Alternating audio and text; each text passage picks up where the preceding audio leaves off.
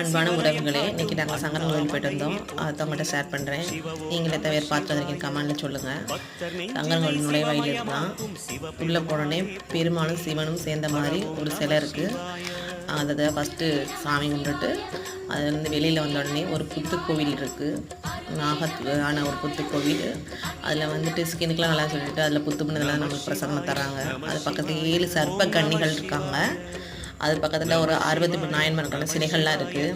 குழந்தைகள்லாம் கூப்பிட்டு போய் தெரியாத விஷயங்கள்லாம் நம்ம கற்றுக் கொடுக்கலாம். இதெல்லாம் தெரிஞ்சுக்கிறது நல்லது தான். நம்மளுடைய தமிழ் மரபு, நம்மளுடைய சுவாமிகள் எல்லாம் தெரிஞ்சுக்கிறது நல்லது தானே.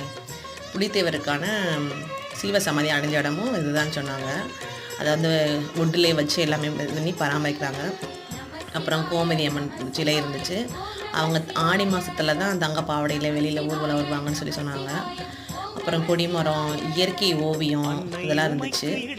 Bye friends.